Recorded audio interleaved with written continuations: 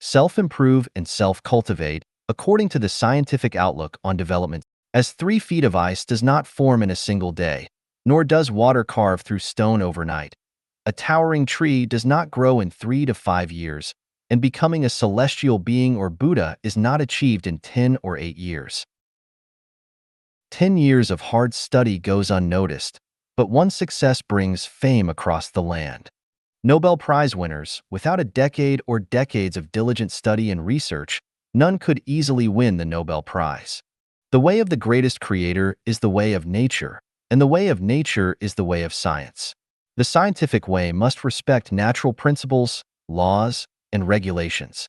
Any thoughts, ideas, desires, attempts, statements, or actions that try to transcend these natural principles, laws, and rules go against the way of the greatest creator and are harmful to people and society. The great way is very straightforward, but people love to take shortcuts. Laozi warned us over 2,500 years ago that we should not seek shortcuts in cultivation. The so-called shortcuts are the desire for overnight wealth, instant fame, and immediate success. It is the unwillingness to follow scientific laws, looking for shortcuts and tricks, not wanting to put effort into the details, but wanting to achieve one's wishes quickly, to achieve enlightenment and enter heaven.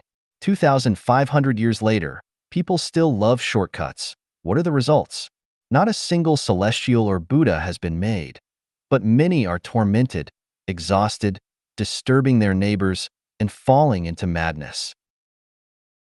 Without the accumulation of quantitative changes, qualitative changes cannot occur. The accumulation of quantitative changes requires persistent effort over time, without frequently changing positions and directions, nor being inconsistent like fishing for 3 days and drying the nets for 2, but rather clinging to the green hills with unwavering determination, rooted in the cracked rocks, enduring thousands of grindings and beatings, standing firm against all winds from every direction. Being eager for quick success and instant benefits is a taboo for cultivators. A plant needs to go through spring, summer, autumn, and winter to germinate, grow, bloom, and bear fruit. Even boiling a pot of water requires a heating process, let alone a person to become a celestial or Buddha. Politicians who truly want to serve the people should think and guide people's production and living practices according to the scientific outlook on development. Economic development should be conducted according to the scientific outlook on development. If a person wants to live a peaceful, smooth, and cozy life for a lifetime, they need to think and act according to the scientific outlook on development.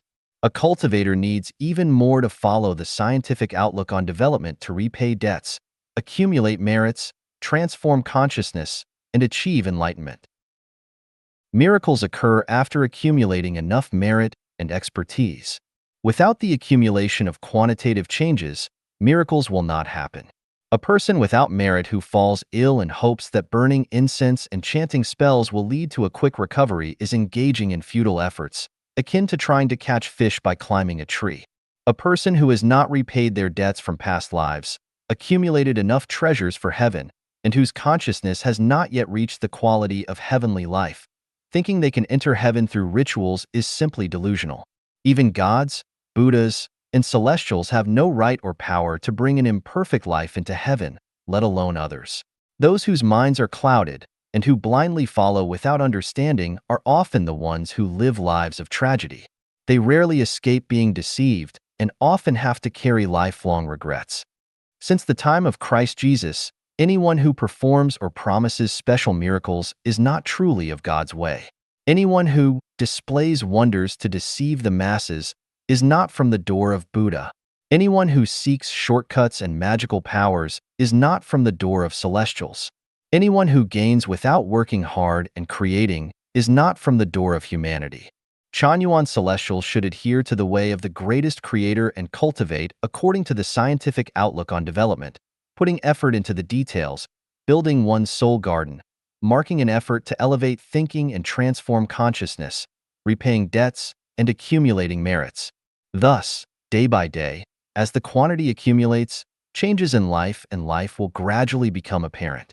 When the quantitative change reaches the saturation point, the miracle of qualitative change, like a chick breaking out of its shell or a caterpillar breaking out of its cocoon and transforming into a butterfly, will occur. The years of cultivation by Chanyuan celestials have already shown significant results.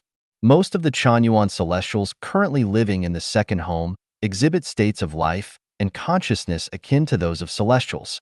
This is evidence that following the way of the greatest creator and cultivating according to the scientific outlook on development is the most direct, effective, simple, and expedient path to higher levels of life.